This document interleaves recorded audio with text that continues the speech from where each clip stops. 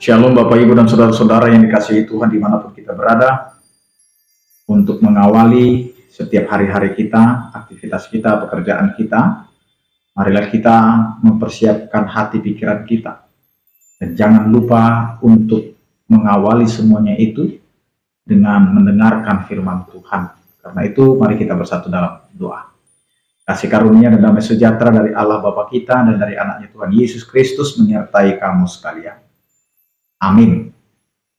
Bapak, Ibu, dan Saudara-saudara, firman Tuhan yang menyapa kita pada hari ini tertulis dalam 1 Samuel pasal 12 ayat 22, demikianlah dikatakan.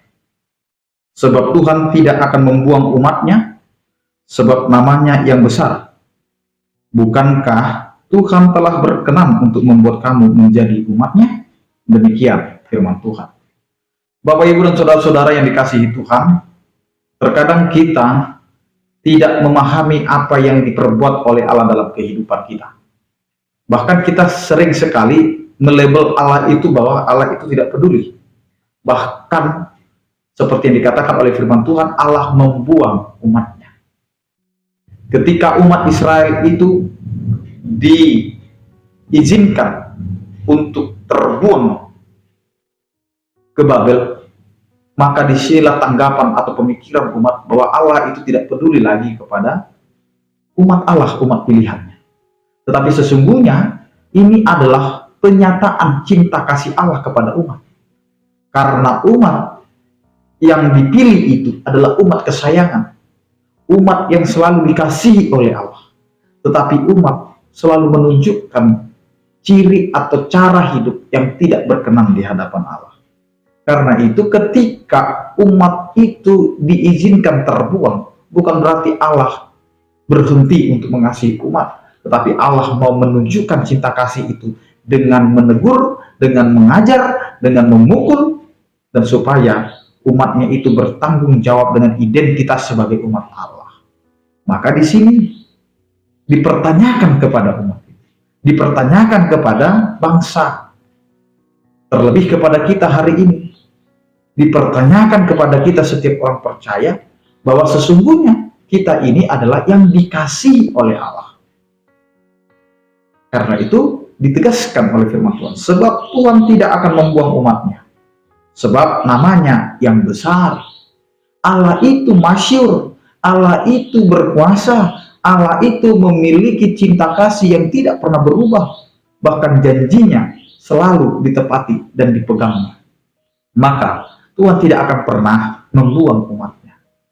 Ketika Tuhan mengizinkan semua persoalan, semua masalah terjadi dalam kehidupan kita, Tuhan bukan membenci kita, Tuhan bukan membuang kita, tetapi Tuhan mau menunjukkan bahwa Allah itu berkenan kepada setiap orang percaya.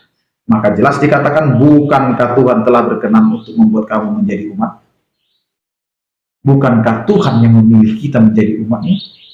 Bukankah Tuhan yang memberikan label umat Allah itu? Bukankah Tuhan yang memberikan kepada kita status baru sebagai umat Allah? Maka di sini Bapak, Ibu, dan Saudara-saudara, tidak ada lagi keraguan bagi kita. Kalau Allah yang sudah memilih kita, kalau Allah yang sudah menjamin hidup kita, tidak ada lagi keraguan bagi kita yang mengatakan kita ini adalah umat Allah yang dibuang. Tetapi kita sedang ditegur, sedang diberikan pembelajaran, pengajaran, supaya kita tahu persis kita ini posisinya adalah umat Allah yang harus mencerminkan bagaimana Allah mengasihi kita. Maka lakukanlah apa yang patut kita kerjakan sebagai orang percaya, karena Allah sudah memberikan dirinya, dikorbankan sebagai korban penebusan bagi kita. Sehingga kita tidak lagi memakai korban bakaran, memakai korban penebusan, karena Allah itu sendiri yang telah menebus kita dari segala dosa-dosa kita. Maka kita sudah dipilih dan kita sudah diperkenankan menjadi umatnya. Kerjakanlah apa yang Tuhan inginkan dalam kehidupan kita. Amin. Kita berdoa. Terima kasih Tuhan, Engkau adalah Allah yang begitu baik, yang telah menjadikan kami menjadi umat. Berkenan-Mu itulah ya Tuhan yang menjadikan kami bisa menjalani hidup dengan sukacita yang daripada-Mu. Terima kasih Tuhan. Kiranya Engkau Tuhan yang memberkati kehidupan kami, aktivitas kami, pekerjaan kami, dan juga kehidupan keluarga kami. Agar apa yang kami jalani dan kerjakan itu menjadi kemuliaan bagi nama-Mu. Berkatilah setiap orang percaya yang sakit, Engkau berikan kesembuhan. Yang berduka, Engkau berikan penghiburan. Yang bergumul, Engkau berikan penyertaan. Anugerah Tuhan kita Yesus Kristus, kasih setia daripada Allah Bapa, dan persekutuan Roh Kudus itulah yang menyertai kamu sekalian. Amin. Selamat beraktivitas, tetap menjaga kesehatan. Salam sehat dari kami, Tuhan Yesus memberkati. Horas.